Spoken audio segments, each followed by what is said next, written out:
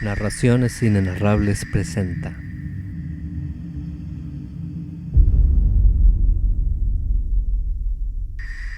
de Howard Phillips Lovecraft.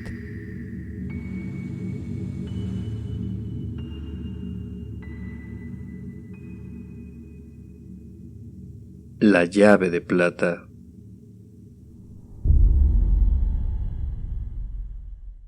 Cuando Randolph Carter tenía 30 años, perdió la llave de la puerta de los sueños. Antes de eso había soslayado la rutina de la vida mediante excursiones nocturnas a extrañas y antiguas ciudades más allá del espacio y a adorables, increíbles tierras ajardinadas más allá de mares etéreos. Pero cuando le alcanzó la mediana edad, sintió que esas libertades le iban abandonando poco a poco hasta que al fin las perdió por completo. Nunca más sus galeras pudieron remontar el río Ucranos más allá de los dorados chapiteles de Fran, ni sus elefantes pudieron viajar a través de las perfumadas junglas de Cled, donde olvidados palacios con veteadas columnas de marfil duermen amables e intactas bajo la luna. Había leído mucho sobre cómo eran las cosas y hablado con demasiada gente.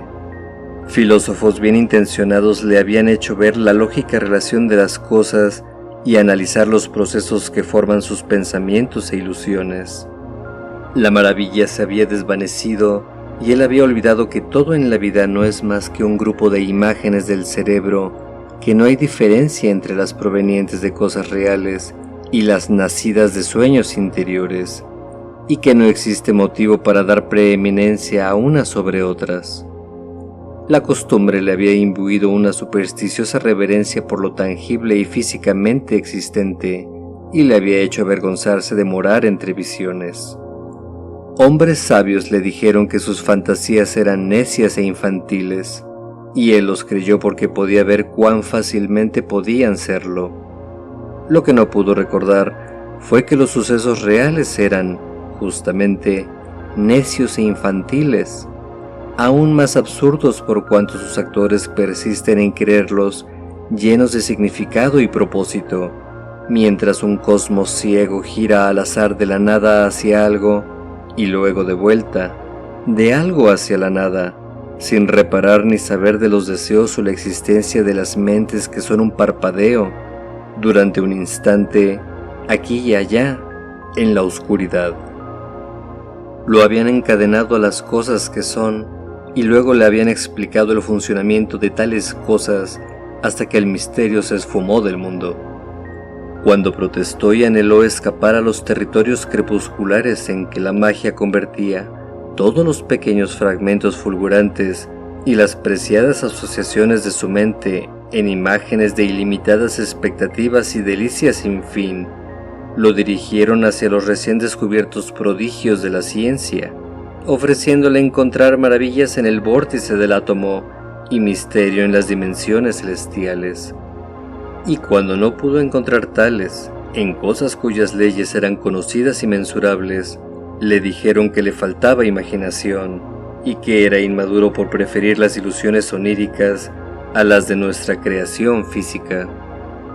Así que Carter había tratado de hacer lo que hacían los demás y pretender que los sucesos normales y las emociones de mentes terrenas eran más importantes que las fantasías producidas por escasos y delicados espíritus. No disintió cuando le dijeron que el dolor físico de un cerdo degollado o un dispéptico labrador, en la vida real, eran algo más grande que la belleza sin par de Narad, con su centenar de puertas talladas y sus domos de Calcedonia, que él aún recordaba débilmente de sus sueños. Y, bajo su guía, cultivó un concienzudo sentido de la piedad y la tragedia. De vez en cuando, no obstante, no podía evitar ver cuán débiles, inconstantes y sin sentido eran todas las aspiraciones humanas, y cuán vacíos eran nuestros impulsos reales, contrastando con los pomposos ideales que decían profesar. Entonces había de recurrir a la risa educada, que ellos le habían enseñado a usar contra la extravagancia y artificialidad de los sueños, ya que veía que la vida diaria de nuestro mundo es, en cada palmo, tan extravagante y artificial, y mucho menos digna de respeto, debido a su escasez de belleza y a su estúpida renuencia a admitir su propia falta de razón y propósito. De esta forma, se convirtió en una especie de humorista, ya que no se percataba de que incluso el humor está vacío en un universo sin mente, falto de cualquier patrón verdadero de consistencia o inconsistencia. En esos primeros días de su misión, se había vuelto hacia la amable fe de la Iglesia, empujado por la ingenua fe de sus padres, ya que le tendía místicos caminos que parecían contener la promesa de escapatoria de la vida. Pero una aproximación le mostró la falta de imaginación y belleza, la dura y prosaica rutina, y la gravedad ridícula y las grotescas pretensiones de verdad absoluta que reinaban fastidiosa y aplastantemente entre la mayoría de sus instructores, así como sentir la rudeza con que se trataba de abordar como un hecho literal los caducos miedos y aspiraciones de una raza primitiva enfrentada a lo desconocido. Carter se disgustaba viendo cómo esa gente pomposa intentaba hacer realidad terrena los viejos mitos que cada nuevo paso de su jactanciosa ciencia refutaba, y tal seriedad, mal empleada, hizo desaparecer cualquier simpatía que los antiguos credos hubieran podido despertar con su oferta de sonoros ritos y emotivos desahogos en su categoría de etéreas fantasías. Pero cuando comenzó a frecuentar a aquellos que habían abandonado los viejos mitos, los encontró aún peores. No sabían que la belleza reside en la armonía y que lo mejor de la vida carece de patrón en un cosmos sin sentido, a no ser por su armonía con los sueños y los sentimientos que han sido previa y ciegamente moldeados por nuestras esferas a partir del caos. ¿No ven que los dioses y diablos, la belleza y la fealdad, no son más que las frutas ornamentales de la perspectiva, y que su único valor reside en su unión con lo que el azar hizo que nuestros padres sintieran y pensaran, y cuyos detalles menores son diferentes para cada raza y cultura? De hecho, incluso niegan tales cosas en bloque, o las achacan a crudos y vagos instintos que ellos atribuyen a animales y campesinos, así que sus vidas se arrastran de forma hedionda a través del dolor, la fealdad y la falta de proporciones, aunque se vean colmadas con un falso orgullo de haber escapado algo igual de erróneo de lo que aún mantienen. Han cambiado los falsos dioses del miedo y la piedad ciega por los de la licencia y la anarquía. Carter no gustaba en absoluto de tales libertades modernas, ya que su mediocridad y su miseria enfermaban a un espíritu amante de la belleza pura, al tiempo que su razón se rebelaba ante la lógica barata con que sus valedores intentaban dorar impulsos brutos, dándoles una sacralidad tomada de los ídolos que habían abandonado. Vio que la mayoría de ellos, comulgando con los credos rechazados, no podían escapar a la ilusión de que la vida tenía otro significado, aparte de lo que los hombres soñaban, y no podían soportar la noción de ética y obligaciones más allá de aquellas que comporta la belleza, incluso cuando toda la naturaleza gritaba, a la luz de sus descubrimientos científicos, su falta de conciencia y su inmoralidad impersonal. Pervertidos y fanatizados por ilusiones preconcebidas de justicia, libertad y coherencia, renegaban del viejo saber y las viejas rutas junto con las viejas creencias, sin pararse siquiera a pensar que tal saber y tales rutas eran los únicos forjadores de sus pensamientos y juicios presentes, y la única guía y patrón en un universo sin significado, sin direcciones fijas o puntos fiables de referencia. Habiendo perdido estas guías artificiales, sus vidas se volvían progresivamente más vacías de dirección e interés dramático, hasta que, al cabo, pugnaban por ahogar su hastío en bullicio y naderías pretenciosas, ruido y excitación, despliegue bárbaro y sensación animal. Cuando incluso tales cosas aburrían, disgustaban o se hacían repugnantes debido a la revulsión, cultivaban la ironía y la amargura, encontrando mal todo el orden social. No podían comprender de ninguna manera que sus toscos principios eran tan movedizos y contradictorios como los dioses de sus antepasados, y que la satisfacción de un momento era la ruina del siguiente. La belleza sosegada y duradera solo llega del sueño, y este solaz fue abandonado por el mundo cuando su idolatría por lo real desplazó los secretos de la infancia y la inocencia. Carter intentó vivir en medio de este caos de vacuidad e inquietud como debe hacerlo un hombre de ingenio y linaje. Con sus sueños desvanecidos bajo el ridículo de la edad, ya no pudo creer en nada, pero el amor a la armonía lo mantuvo cercano a los caminos de su raza y situación. Pasó impasible por las ciudades de los hombres y suspiró, porque nada parecía ser completamente real, porque cada rayo de amarilla luz de sol en los altos tejados y cada atisbo de lugares balaustrados en las primeras luces encendidas al oscurecer solo servían para recordarle los sueños que una vez conociera y para hacerle añorar las etéreas tierras que hacía mucho que no sabía ya cómo encontrar. Viajar no era más que una burla, e incluso la Gran Guerra lo conmovió muy poco, aun cuando sirvió desde el primer momento en la Legión extranjera francesa. Por un tiempo buscó amigos, pero pronto se cansó de la crudeza de sus emociones y la monotonía y terrenalidad de sus visiones. Se sintió vagamente agradecido de que todos sus parientes fueran lejanos y sus contactos fueran casi inexistentes, ya que no hubieran entendido su vida mental. Es decir, nadie fuera de su abuelo y su tío abuelo Christopher, y ambos habían muerto hacía mucho.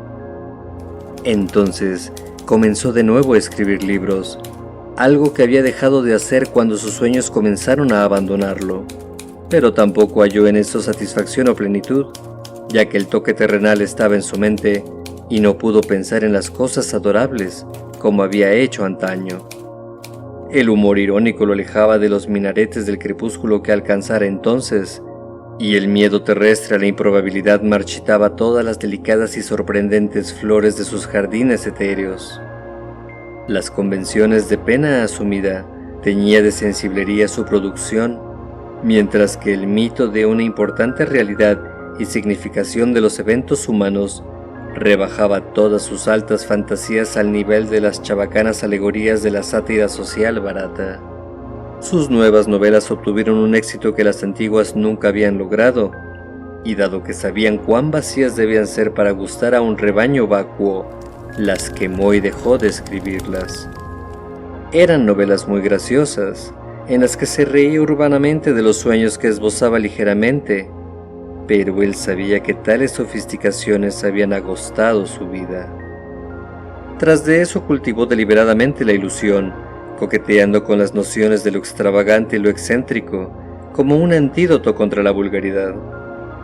Casi todo, no obstante, pronto mostró su pobreza y ruindad, y comprendió que las doctrinas populares del ocultismo eran tan secas e inflexibles como las de la ciencia, aunque sin tan siquiera la pobre excusa de la verdad como redención.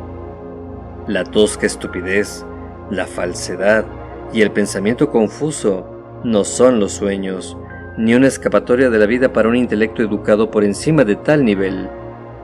Así que Carter se hizo con extraños libros y se volvió hacia hombres de fantástica erudición, más profundos y más terribles, escarbando en arcanos de saber que pocos han hollado y aprendiendo sobre los pozos secretos de la vida, la leyenda y la antigüedad inmemorial, tales cosas que, en adelante, habrían de perturbarlo.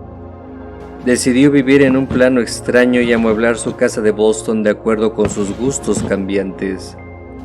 Cada habitación diferente, con colores adecuados, surtida de libros y objetos acordes, y provista de las apropiadas sensaciones de luz, calor, sonido, gusto y olor.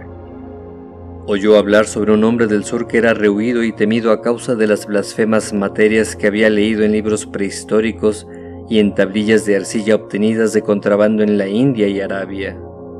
Lo visitó, se quedó a vivir con él y participó de sus estudios durante algunos años, hasta que el horror los alcanzó una noche en un desconocido y arcaico cementerio, y solo uno de los dos volvió. Entonces retornó a Arkham.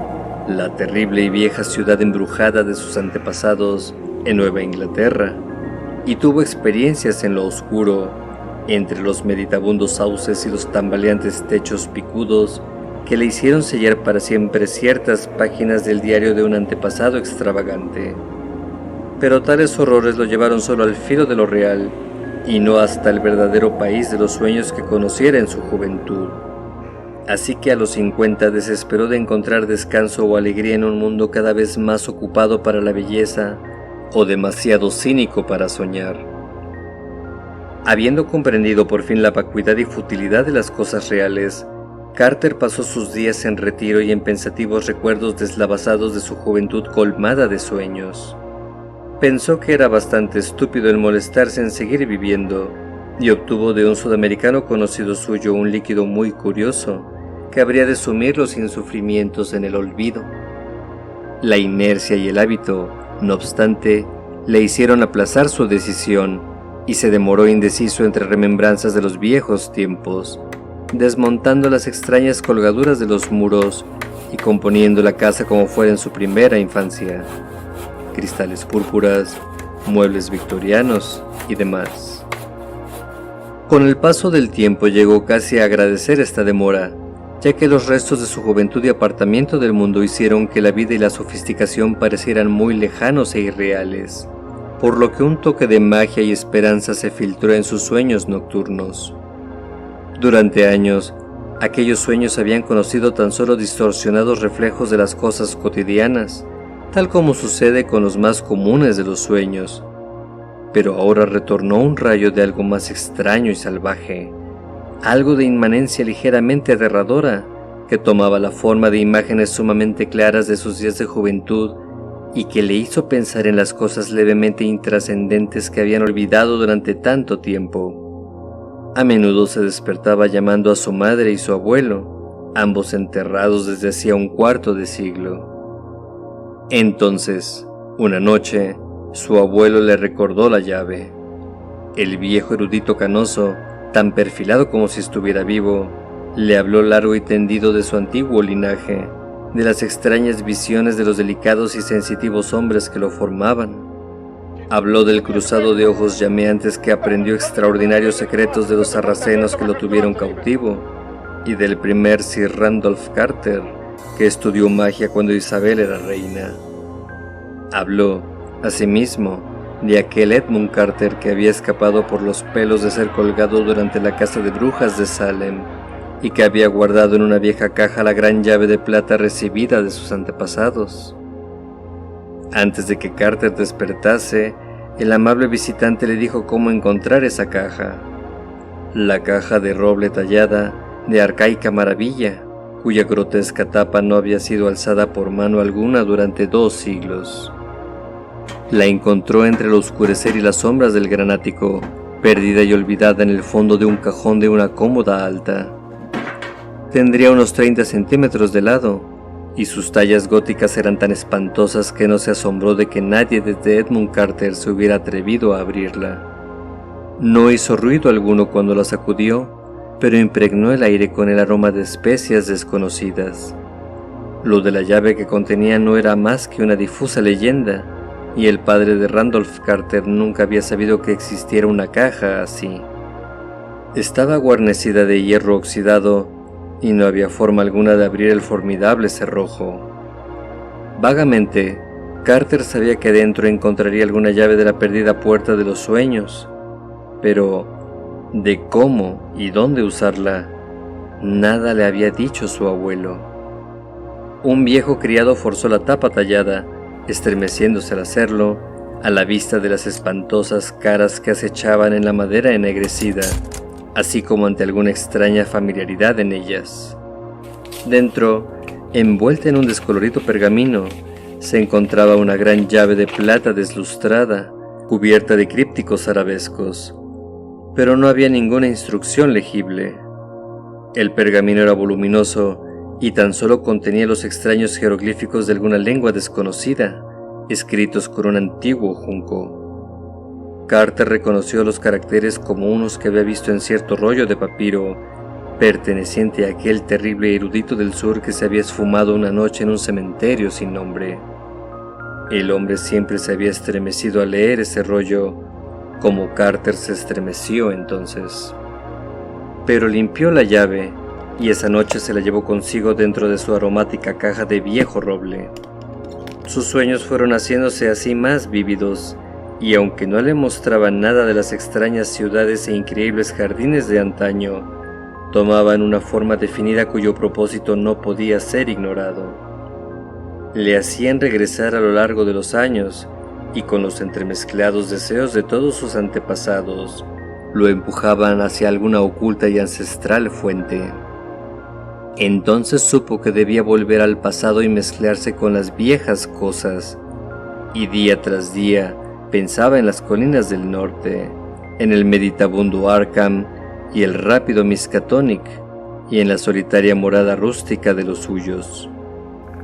Con los melancólicos fuegos del otoño, Carter emprendió el viejo y recordado camino, pasando graciosas hileras de colinas onduladas y praderas con tapias de piedra, valles distantes y escarpados bosques, carreteras serpenteantes y granjas colgadas, y el cristalino ondular del Miskatonic, cruzado aquí y allá por rústicos puentes de madera o piedra. En una curva vio el grupo de álamos gigantes entre los que un antepasado suyo había desaparecido siglo y medio atrás, y se estremeció cuando el viento sopló significativamente a través de ellos. Luego llegó la destartalada granja de la vieja Cuddy Fowler, la bruja, con sus pequeñas y malignas ventanas y su gran techo inclinado que casi tocaba el suelo en el ala norte. Aceleró al pasar por delante y no redujo hasta remontar la colina donde su madre y los padres de ésta habían nacido, y en donde la vieja Casa Blanca aún miraba altanera al otro lado del camino, hacia el panorama, hermoso hasta dejar sin aliento, de ladera rocosa y valle verde, con los distantes chapiteles de Kingsport en el horizonte y atisbos del arcaico mar, cargado de sueños, aún más al fondo. Luego llegó la escarpada ladera que albergaba el viejo solar de los Carter, que no había visto en 40 años. La tarde se había desvanecido cuando llegó al pie, y en el recodo a medio camino se detuvo para observar el paisaje, extendiéndose en torno, dorado y glorificado por la oblicua marea de magia lanzada por un sol poniente.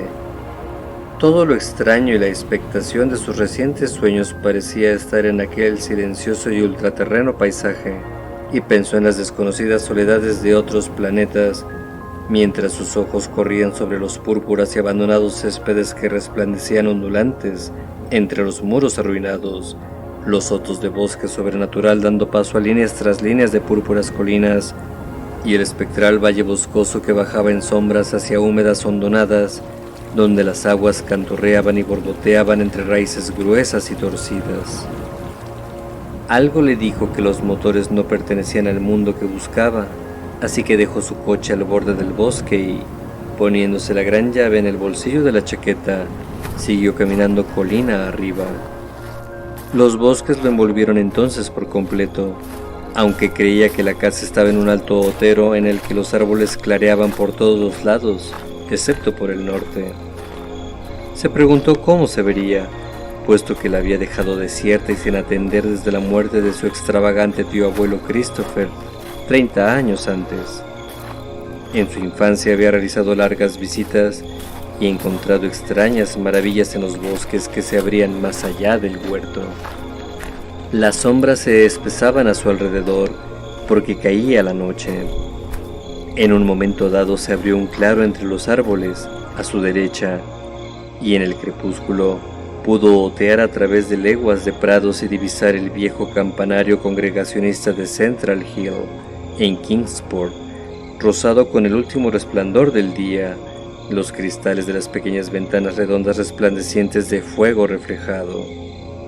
Luego, al encontrarse de nuevo entre profundas sombras, recordó con un sobresalto que aquel atisbo debía ser solo de una memoria infantil, ya que la vieja iglesia blanca había sido derribada hacía mucho para hacer sitio al hospital congregacionista. Había leído la noticia con interés ya que el periódico hablaba de extrañas madrigueras o pasadizos encontrados en la colina rocosa. En medio de su estupor, le llegó una voz y volvió a sobresaltarse debido a lo familiar que le resultaba tras largos años. El viejo Benaya Corey había sido el hombre de confianza de su tío Christopher, y era viejo ya incluso en aquellos tiempos tan lejanos de sus visitas infantiles.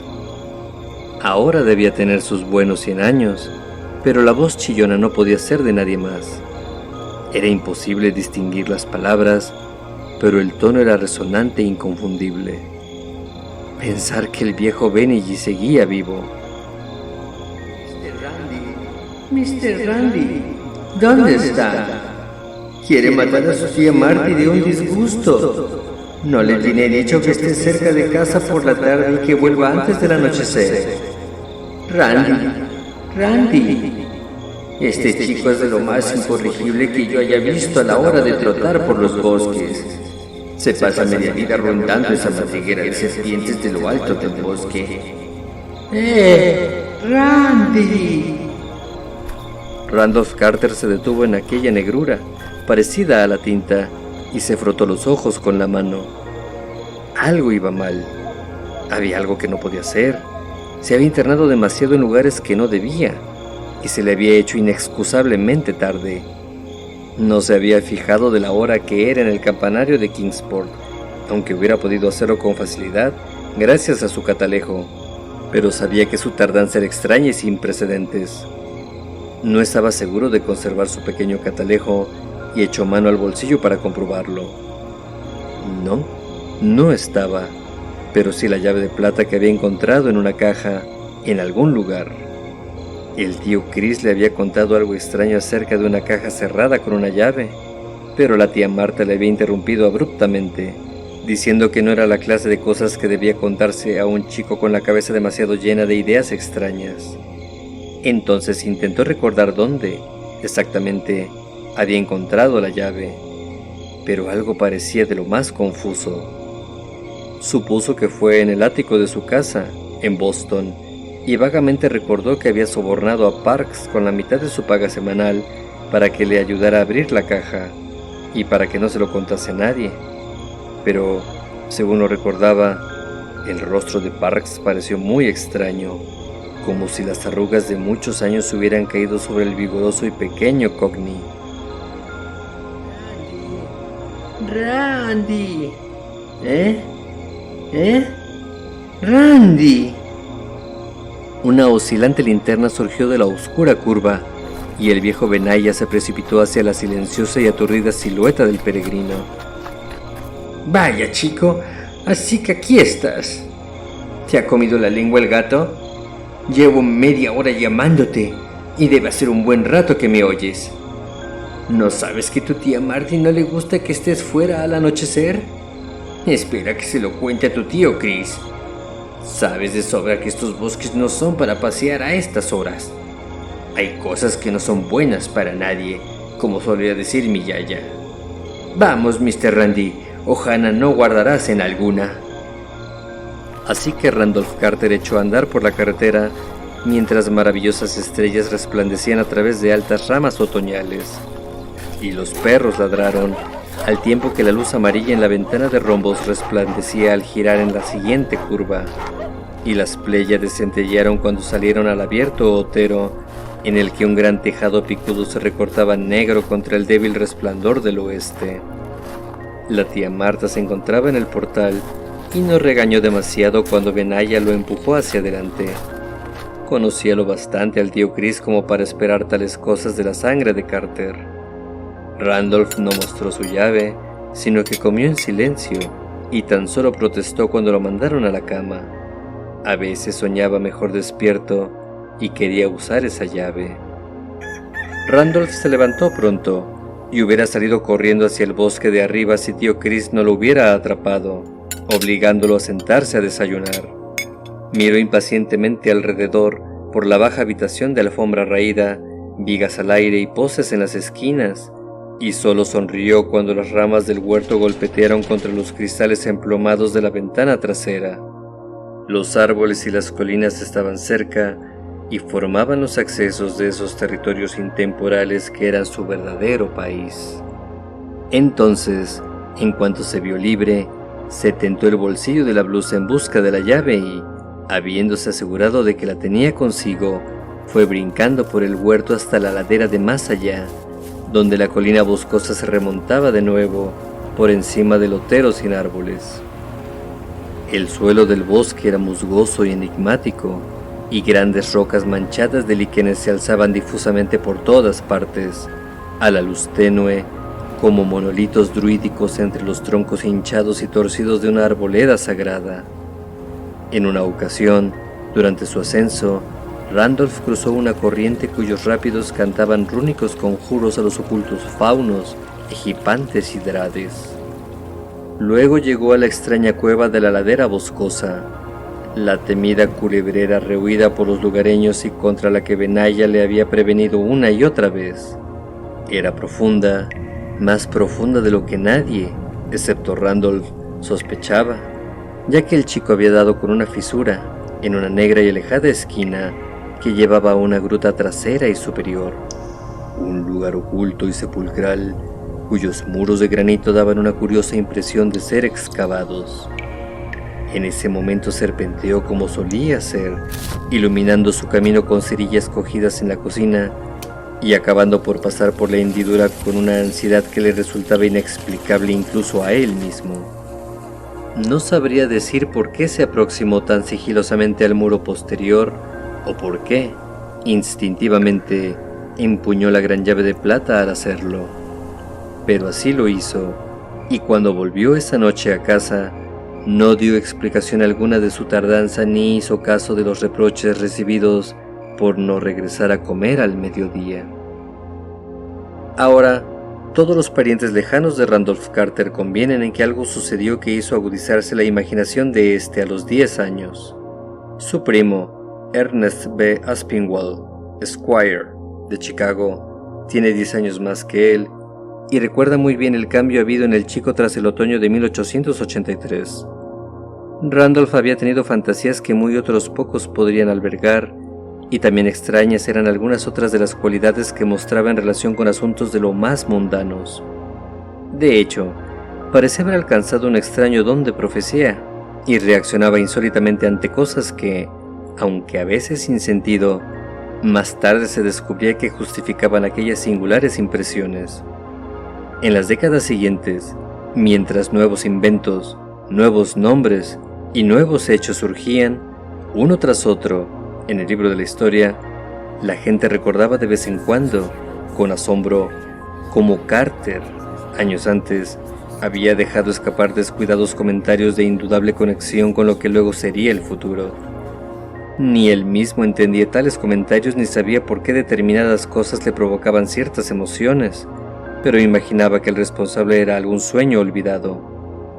En una fecha tan temprana como 1897 empalideció cuando un viajero mencionó la ciudad francesa de Belloy-en-Santerre, y sus amigos recordaron el hecho cuando fue herido casi mortalmente allí en 1916, mientras servía en la Legión extranjera francesa durante la Gran Guerra. Los parientes de Carter comentaban mucho tales cosas porque más tarde éste desapareció. Su pequeño sirviente Parks, que durante años soportó pacientemente sus extravagancias, lo vio por última vez la mañana en que condujo a solas su coche, llevando consigo una llave que había encontrado recientemente. Parks le había ayudado a sacar la llave de la vieja caja que la contenía y se había sentido extrañamente afectado por las grotescas tallas de la caja, así como por alguna otra extraña cualidad que no pudo precisar. Al irse, Carter le dijo que iba a visitar la vieja finca de sus antepasados en la vecindad de Arkham. A mitad de camino, en el ascenso de Elm Mountain, en la ruta a las ruinas de la vieja finca Carter, encontraron su coche cuidadosamente estacionado en el arcén, y en su interior había una caja de madera olorosa con unas tallas que espantaron a los paisanos que dieron con ella. La caja contenía solo un extraño pergamino cuyos caracteres no han sido capaces de descifrar o identificar ni lingüistas ni paleógrafos. La lluvia había borrado por completo cualquier posible pisada, aunque los investigadores de Boston tienen evidencia de rastros entre los caídos maderos de la casa Carter. Era, según decían, como si alguien hubiera estado rondando las ruinas hacía no mucho. Encontraron un vulgar pañuelo blanco entre las rocas del bosque, en la ladera de más allá, pero no pudieron identificarlo como perteneciente al desaparecido. Se habla de repartir los bienes de Randolph Carter entre sus herederos, pero yo estoy totalmente en contra, porque no creo que esté muerto. Hay distorsiones del tiempo y el espacio, de visiones y de realidad, que solo un soñador puede intuir, y por lo que conozco de Carter, pienso que sencillamente ha encontrado un camino para atravesar tales laberintos. Si regresará o no, eso no puedo decirlo. Buscaba la tierra de los sueños que había perdido y añoraba los días de su infancia. Luego encontró una llave, y yo creo que, de alguna forma, fue capaz de utilizarla para un propósito extraño. Se lo preguntaré cuando lo vea, porque espero encontrarlo pronto en cierta ciudad onírica que ambos solíamos frecuentar. Se rumorea en Ultar, más allá del río Sekai, que hay un nuevo rey en el trono de ópalo de Ilekpad, esa fabulosa ciudad de torreones en lo alto de los huecos riscos acantilados de cristal que dominan el mar crepuscular, donde el Norri, barbudo y con aletas de pez, construye sus singulares laberintos. Y creo que sé cómo interpretar tal rumor. Desde luego, estoy impaciente por ver esa gran llave de plata, ya que en sus crípticos arabescos pueden encontrarse simbolizados todos los propósitos y misterios de un cosmos ciegamente impersonal.